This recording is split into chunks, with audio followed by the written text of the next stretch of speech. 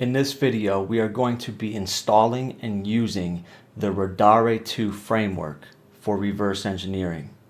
Some additional things that we are also going to do include downloading the official Radare2 book, the 3rd edition, so that we can use it as a learning resource, as well as acquiring what are called the Aioli Crackme files. These are basically a series of exercises that we can use to learn and practice reverse engineering techniques using Radare2. This is guaranteed to be a very informative video. So with that being said, let's go ahead and get started.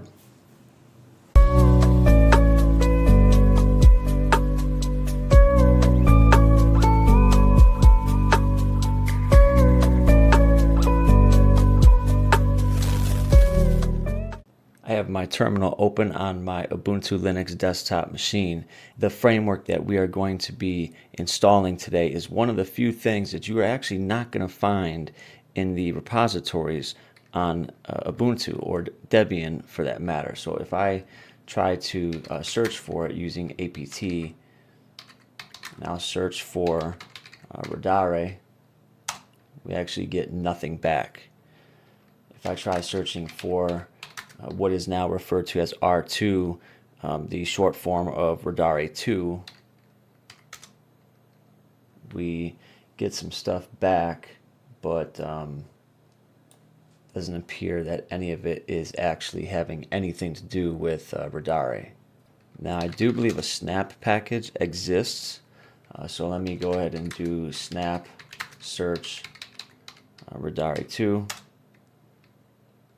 And yeah, we do have a snap package that is available. However, we are going to be installing it through the GitHub repo. So I'm going to bring over my web browser, and I am at the GitHub page for Radare. That is at github.com/radare.org/Radare2. And as it says, Radare is a Unix-like reverse engineering framework and command line toolset. As of the recording in this video, it was just updated yesterday, so this is a project that is very active with a lot of maintainers behind it. So if I scroll down a page a little bit, underneath the description section, it says that R2 is a complete rewrite of Radare. It provides a set of libraries, tools, and plugins to ease reverse engineering tasks. The Radare project started as a simple command line hexadecimal editor focused on forensics. Today, R2 is a featureful low-level command line tool with support for scripting with the embedded JavaScript interpreter or via R2 pipe. R2 can edit files on local hard drives, view kernel memory, and debug programs locally or via a remote GDB WinDBG servers. R2's wide architecture support allows you to analyze, emulate, debug, modify, and disassemble any binary. So we are going to follow the recommended way to install Radare2, and it is just as simple as copying and pasting the following commands. So I will first copy the first command to do the git clone. To save time, I have already done this, but it is this simple. Just paste that into the command line and hit enter. And for the second command, you will either want to run this with sudo privileges or just be ready to enter your password when you are prompted for it.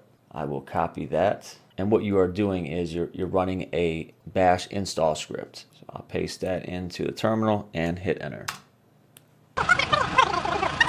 Now that the install has completed, let's go ahead and see if I can pull up the help menu for Radare. Now there should be two ways to do this.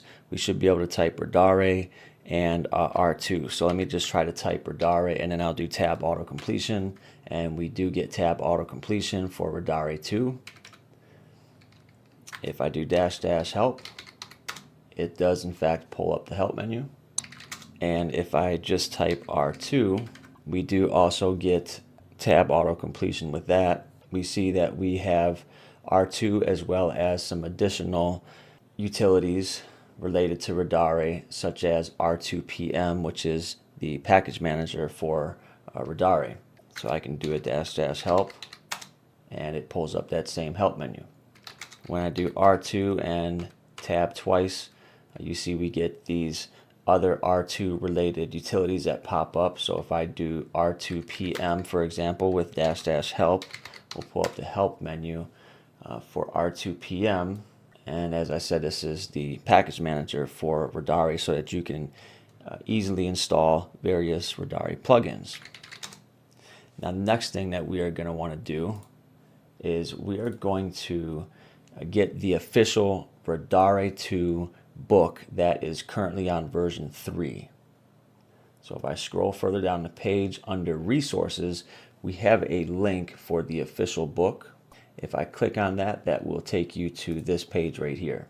Now, this is the official Radare2 book currently on version 3 as of the recording of this video. And we have a couple different formats that we can get this in. My preferred method is always going to be PDF. So if I click on that, that will automatically download the PDF and open the PDF up. We can see that this is a pretty large PDF. It's 414 pages, which I think is absolutely awesome because that just means we have a lot more information and knowledge that we are able to take advantage of for free. Also, another way that you can get this PDF is if you go to my repo at github.com/DouglasFreshHabian, I have a repository called Fresh PDF Library. And if you click on that, you can see that I have quite a lengthy list of various PDFs that I have acquired, and I have consolidated them and put them in this one library to make it easy for myself and others to just acquire them all quickly by doing a git clone. One of the recent PDFs that I did upload to the repo is in fact the official Radare2 book 3rd edition. So that's a second way that you can get this. Once you have acquired the PDF, the next thing that I want you to do is we're going to go down to the second to last section here over on the left. It is called Crackme, and I will click on that. So this takes me to page 334 in the Radare2 book. And as it says under Crackme, reverse engineering is a crucial skill in today's digital landscape. And one of the best ways to hone this skill is by participating in Crackme challenges. Crackme is short for a Crackme challenge. It's a piece of software or firmware that has been intentionally obfuscated or encrypted, making it difficult to reverse engineer without the correct key or password.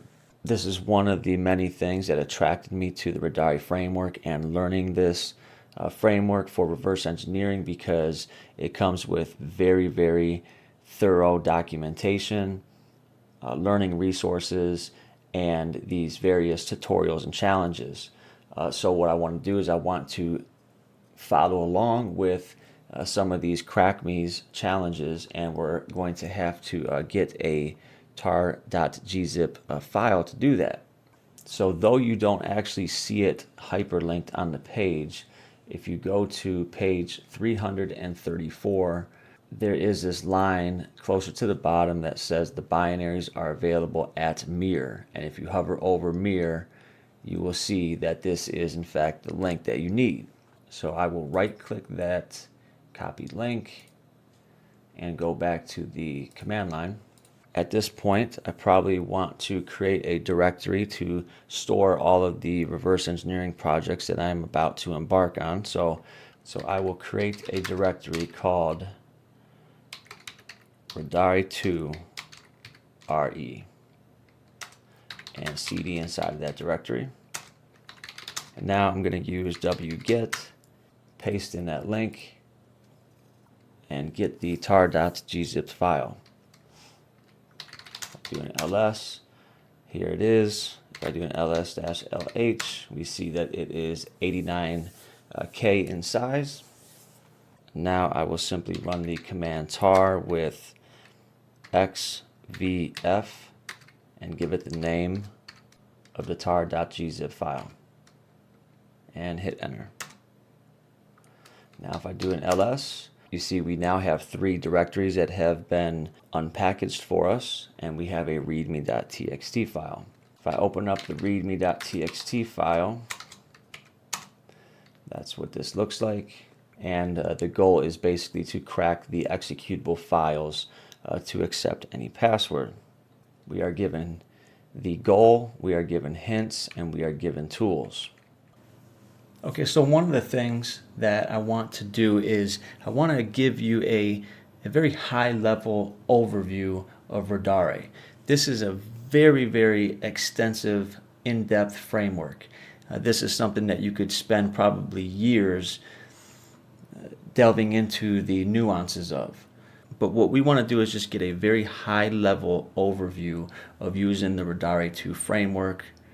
When Radare2 opens an executable file, by default it will open the file in what is called VA mode, virtual addressing mode. And the sections will be mapped to their virtual addresses. Okay, so we're inside of this directory that we have called Radare2RE, and inside of this directory we have the tar.gzipped file that we unpacked. You can see that we have 3 directories. We also have a README file. These 3 directories consist of bin-linux, bin-pocket PC, and finally bin-win32.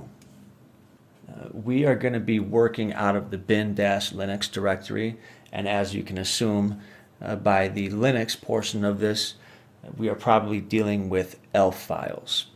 So I'm going to cd inside of bin-linux. If I do an ls, you can see that we have a total of 10 different Crackme files, and they are numbered from 00 up to 09. Now if I do an ls-lh, we'll get human readable sizes of these, and it appears that most of them are approximately 7.5 kilobytes in size. It is probably safe to assume that these are ELF binaries, but let's not make that assumption. To easily find out what these are, we can run the file command, and I'll run the file command with an asterisk, and that will run the file command on every file in this directory. And what we get back is, in fact, that these are all ELF 32-bit executables, and they are all dynamically linked, and most of them have not been stripped, meaning that they have symbols. It appears that 2 of them have been stripped of their debugging symbols. Alright, so I'm going to show you a couple things here. First, let's load a binary into Radare. I can actually just type Radare2, or I can do R2. Either one is going to do the exact same thing. So I'm going to do R2, and then I'm going to load the binary Crackme 01. We are immediately brought to a prompt. First thing that I'm going to want to do is to analyze this binary, and I can do that using a combination of A's. So if I just type A and then I do a question mark, it will actually pull up a help menu or a cheat sheet for commands that start with A. And the commands that start with A are going to be to analyze the binary. If I do AA and a question mark, it will pull up an additional help menu for commands that start with AA, and so on. So what we're going to do is we're going to run AAA, and that is going to do a decent size analysis of the binary. You can actually see we have a list of all the different things that it has analyzed, such as the imports, the entry point, the symbols, the function calls, etc., and so forth. So once we've analyzed the binary, the next thing that we might want to do is print the disassembled function at main, and main is basically the entry point. If you don't fully understand what I'm saying, that's okay. Just follow along, and in time this will all make sense. So to print a disassembled function, I type the command pdf, and then I'm going to print a disassembled function at main, so I will do at main. So Radare2 has themes. You can actually create your own color theme. but Radare2 comes with its own predefined themes. We can actually use the echo command to list these themes or to select a theme. So I'll type echo, and that's ECO. That lists out all the various themes, and we can see that there is a dash next to default, letting us know that we're using the default theme. So if I wanted to choose a different theme, such as the matrix theme, then I'll simply type the command echo followed by matrix. And you can see that the color of the prompt actually changed. I'm going to do what's called printing the disassembled function, and I'm really just doing this just to show you what the theme looks like as far as the color.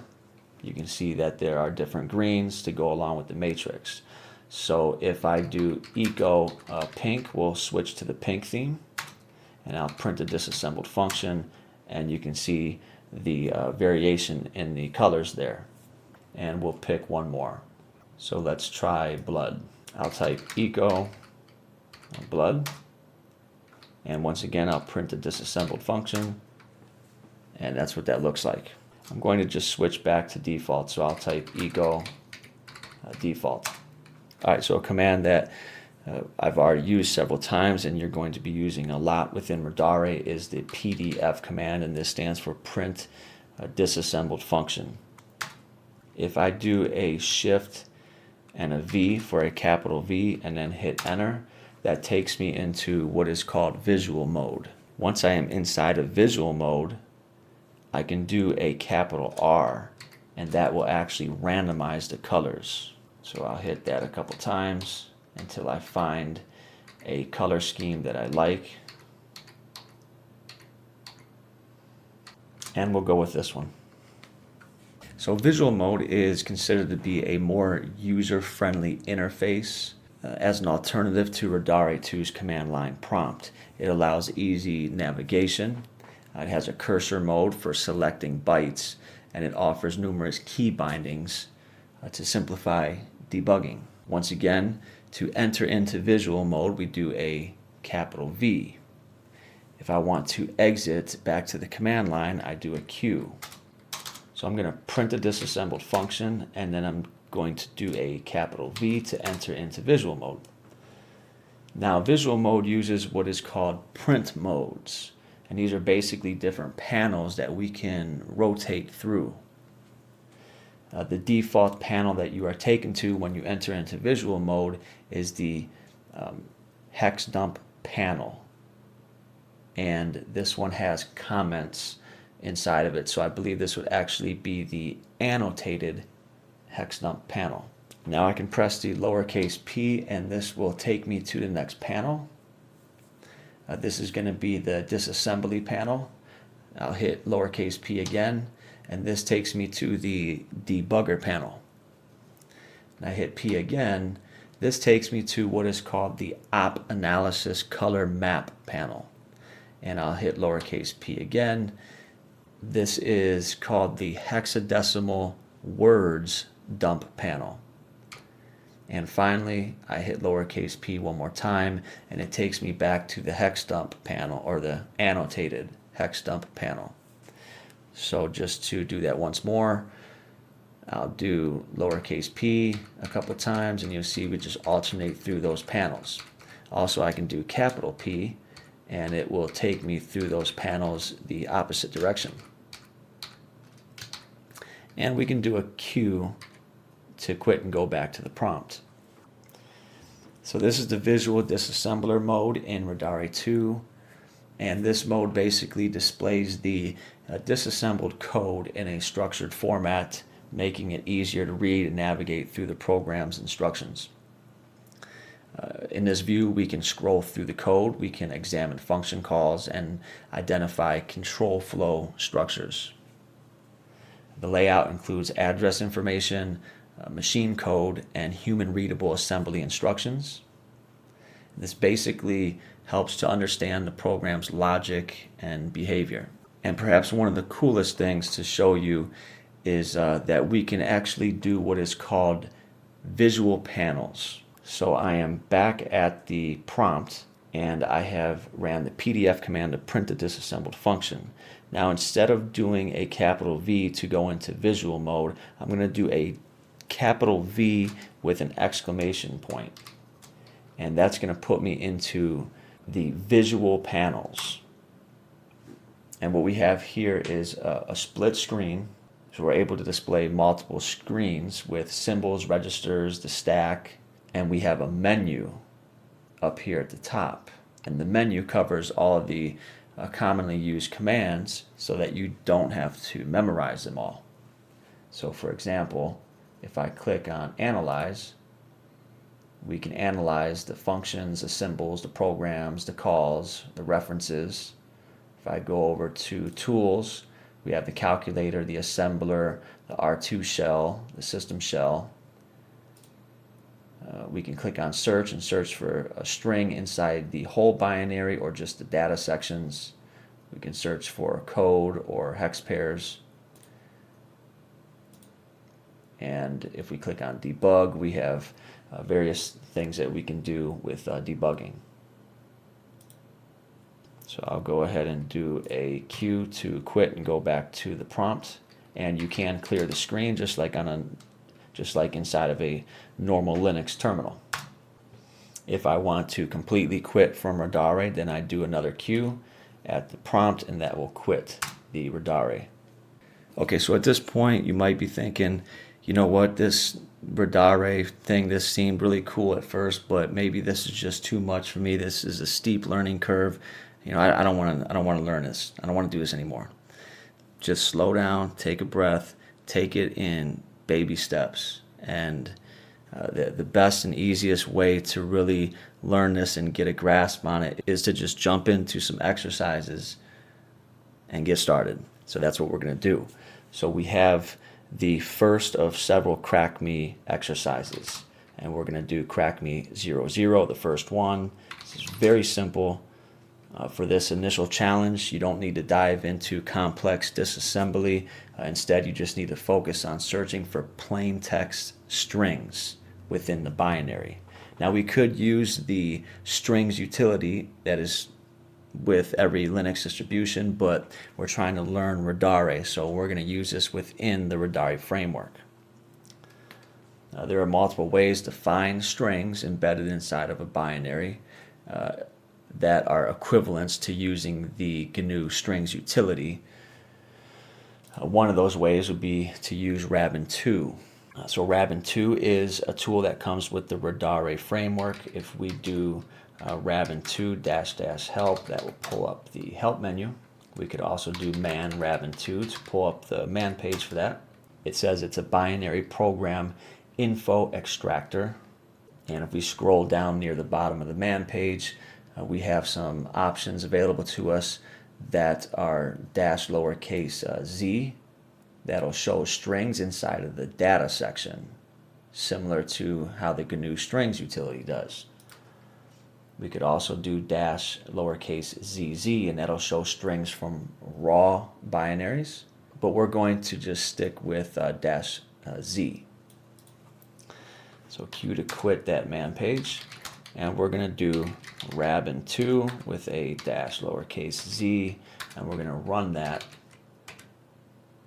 on the Crackme 00 binary. And we get back a list of 5 strings in total. Another way that we could get the strings from this is to load the binary inside of Radare by doing R2 and then typing the name of the binary. And now we have loaded it into Radare. We are at the prompt, and if I type an I followed by tab, that will pull up a help menu or a cheat sheet for all the commands that start with I. And down at the bottom, we see that if we run IZ, that will list the strings in the data sections. So I'll do an IZ. What we see is identical to what we saw when we did Radare-Z. So here are 2 different ways within the Radare framework to display strings from the binary. So the first section is the header that is displayed when the application runs. Next we see the prompt for the password, and we're going to skip over the next line, and we're going to look at the line after that, and what we get here is the error message for an invalid password. And finally, on this last line, we get a message indicating a successful password entry. So what about this line in the middle that we skipped? Probably safe to assume that that must be the password. Let's go ahead and try this and see if it works. So I'll do Q to quit from Radare, and we are going to run the binary by doing / followed by the name of the binary. It asks us for a password. We'll type in the password that we get from this string, which is 250382, and hit enter. And this appears to be the actual password. So very simple, very basic. We have completed the first Crackme challenge, and we did so simply by getting the strings from the binary and finding the string that had the password in it. All right, so let's move on to the second challenge. So the second challenge is going to be titled Crackme 01. I'll go ahead and run the binary by doing a / followed by the name of the binary. It asks us for a password. We'll type the password 1234, and what we get is that it is an invalid password. So let's go ahead and load this binary into Radare by doing R2, and then we'll type the name of the binary, which is Crackme 01. After loading the binary into Radare, we're going to analyze the program by doing AAA. The more A's that you append, the deeper the analysis will be. So it will perform more actions. Most of the time this is useful, but sometimes this can actually have invalid results. So we're just going to stick to AAA. Now, to disassemble the main function, we're going to use the PDF command. So we'll type PDF, and this is what the disassembled function looks like printed to the screen. Now, in this disassembled code, we are looking for the compare instruction. That's the CMP instruction. These are often used to compare user input against hard-coded values. Identifying these values can help us find the correct password. So to make this a little bit easier, I'm going to actually use the seek command, which is S, and we're going to seek to the main function. Now if I print the disassembled function, it looks a little different. We are actually closer to the result that we're going to be looking for here.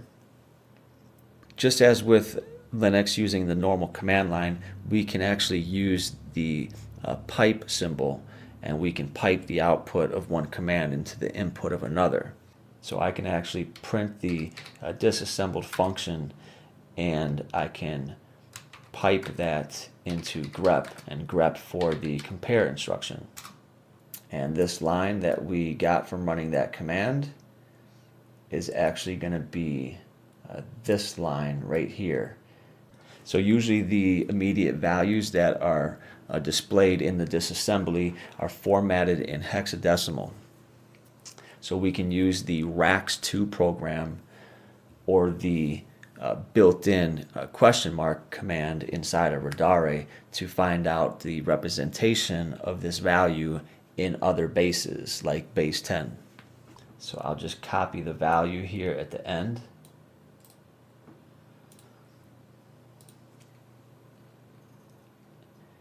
And I'll use Radare2 and paste in that value. And what it has given us is the numbers 5274, which clearly is the decimal value from this value here. So let's go ahead and quit Radare, and we're going to run that binary again.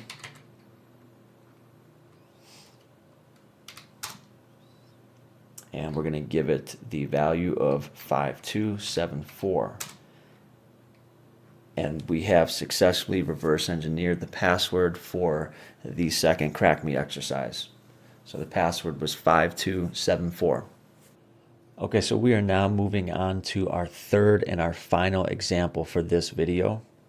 That's going to be the Crackme 0x02 binary. So once again, let's go ahead and first run the program.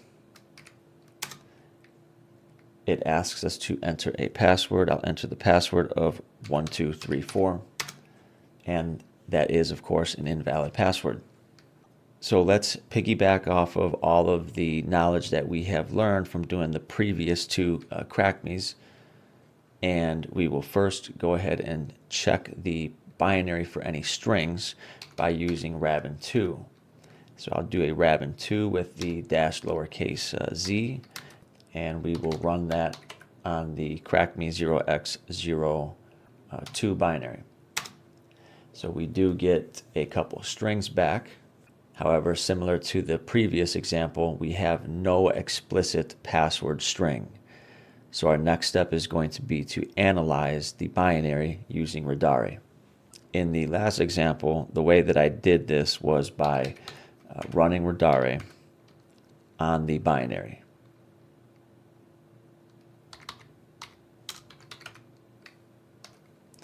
And then once we are brought to the prompt inside of Radare, we can then use a combination of A's to analyze the binary.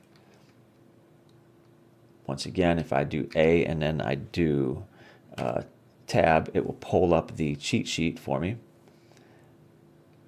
And we have this option up here for AA to do a deeper analysis. So if I do AA and then do tab, we see another cheat sheet pops up, and we have additional options. The one that we're going to be doing is AAA, and that is just a deeper analysis of the binary.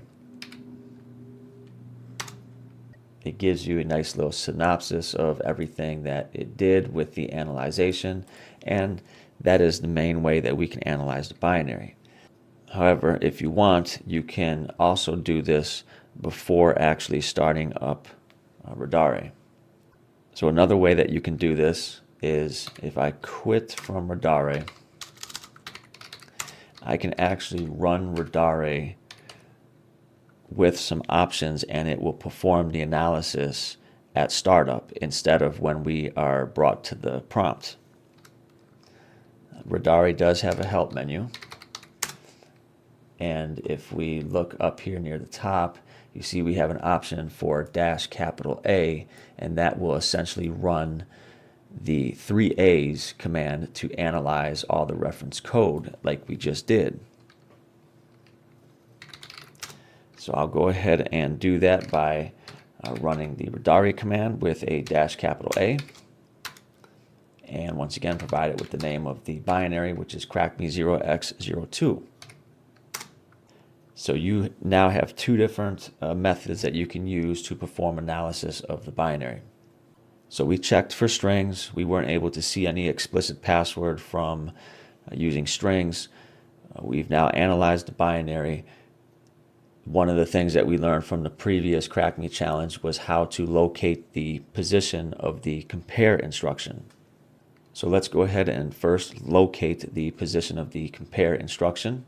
I'll do that by printing the disassembled function at main. Once again, main is the entry point or the starting point of the binary. And we will pipe the output of that into the grep command, and we are grepping for the compare instruction.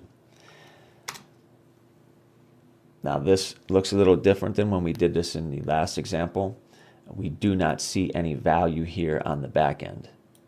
And that is because in this example, the variable compared to EAX is actually stored in the stack.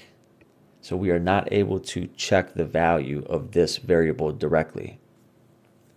And this is a very common situation that occurs in reverse engineering, in which we have to derive the value of the variable from the previous sequence. Given the fact that we are not reverse engineering a very large binary, this is going to be relatively easy to do. As the scale of the program grows, it becomes much more challenging to do this.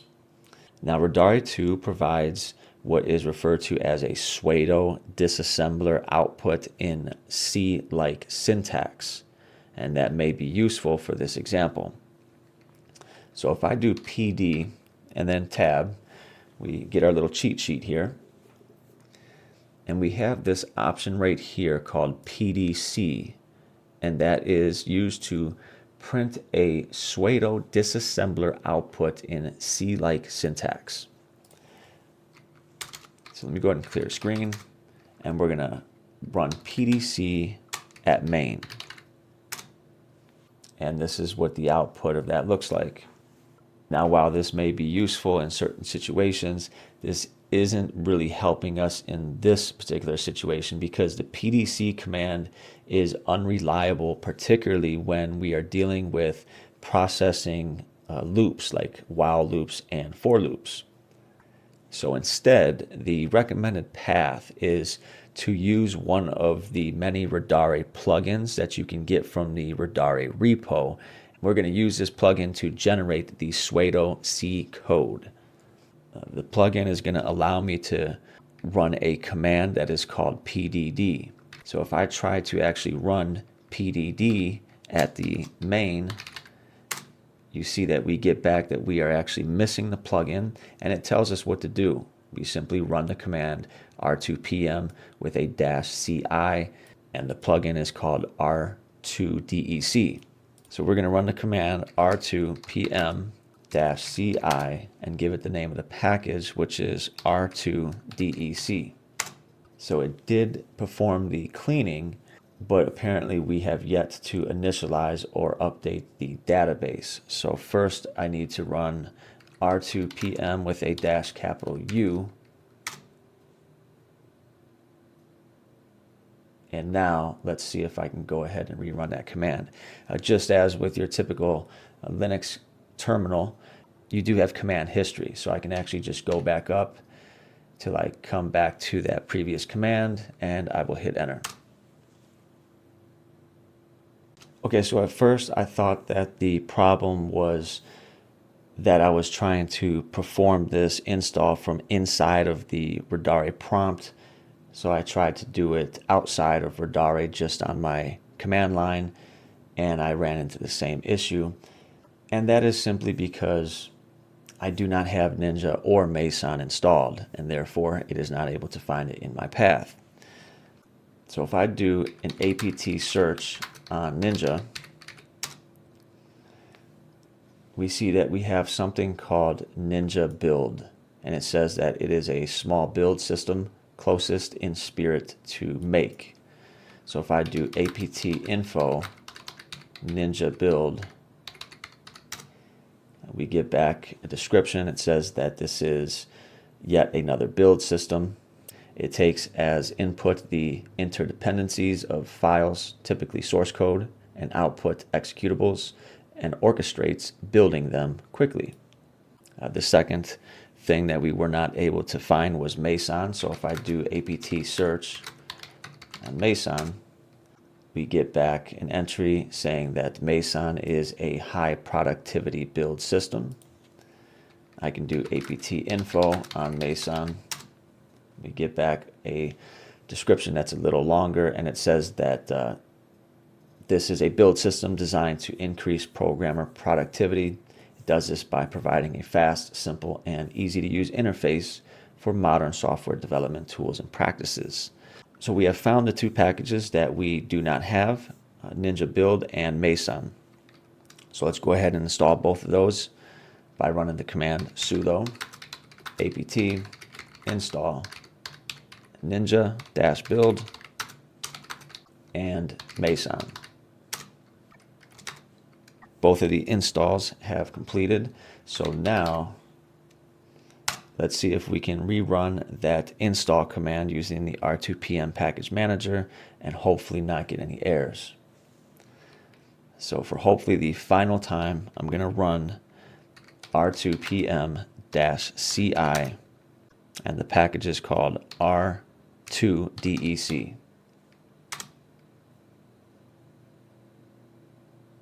Alright, so I had to stop the video and spend a couple hours troubleshooting the installation of this plugin. I kept running into issues no matter which way that I tried it, and some of the issues I was able to resolve and some I was not. So let's back up a second. Probably a good idea to first and foremost verify which version of Radare you have installed. You can do that by running Radare2-V or R2-V.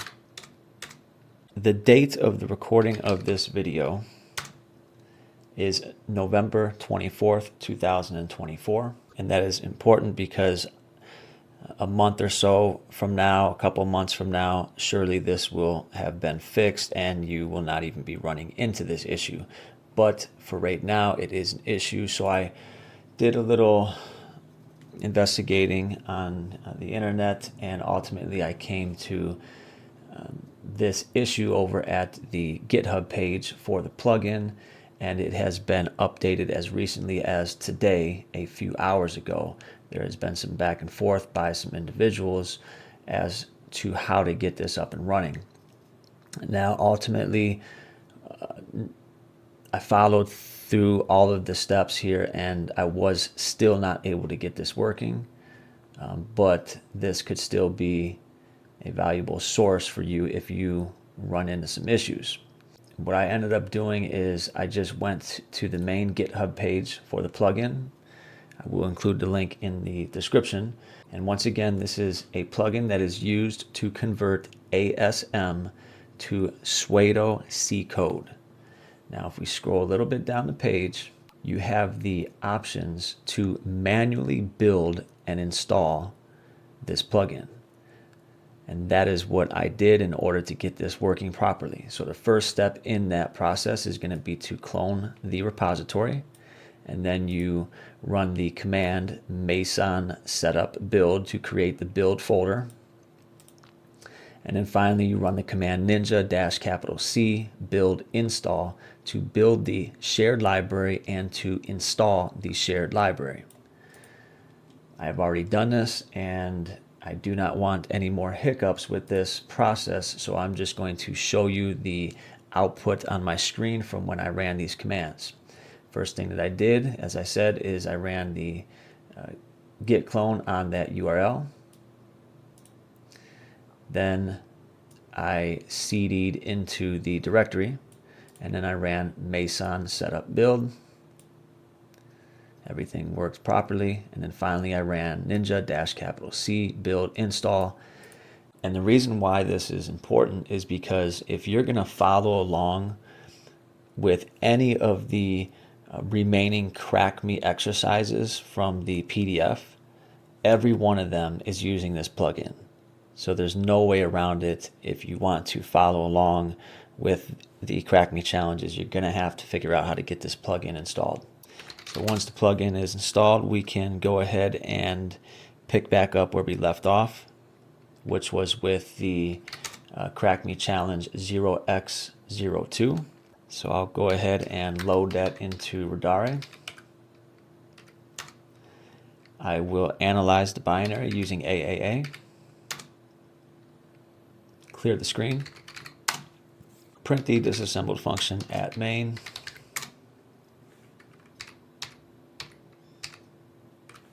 Print the disassembled function at main, and then pipe the output into grep, grepping for the compare instruction.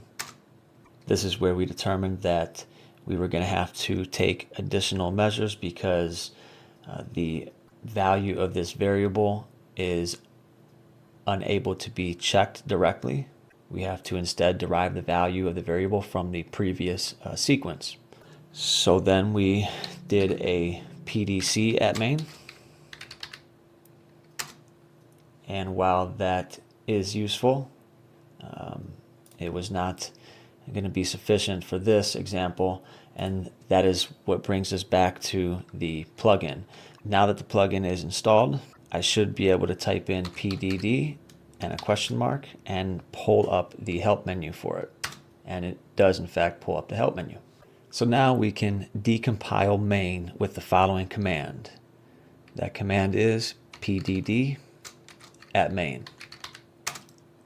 And all of the troubleshooting and getting that plugin installed was so that we could get to the point of being able to see this output right here.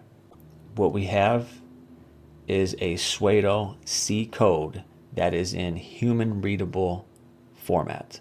And one of the things that we are able to see that we were not able to see before is this string right here. Now we can copy that string and we can use the seek command to seek to that string. So I'll type in S for seek, paste in that string, hit enter, and you can see that the prompt has changed and we are now at the place where that string is stored. I can do PS to print the string. And now in my opinion, this is where it gets a little more challenging. And if you continue to follow through with all of this and understand it, ultimately you're going to use a utility that is a part of Radare. It's called Radare2. And you are going to come up with this numeric value here, 338724. If you were to use Radare2, the help menu for Radare2 can be accessed with a -- help. This is what it looks like. There are many options. There is also a man page, so I can do man Radare2. This is the Radare base converter. It's a powerful calculator within the Radare2 suite, primarily used for numerical system conversions, encoding and decoding C strings, hex pairs, and base 64, essential for binary analysis and reverse engineering tasks. So what we're going to do is we are going to run the binary 0x02, and we are going to paste in that password. And we do get that the password is okay, or in other words, this is the correct password. And with that being said, this is going to wrap up the third and final Aioli Crackme challenge that we are taking a look at in this video. If you made it to this point in the video, thank you so much for watching. If you haven't done so already, please subscribe to the channel, like the video, like the videos, and as always, stay fresh. we'll see you in the next one.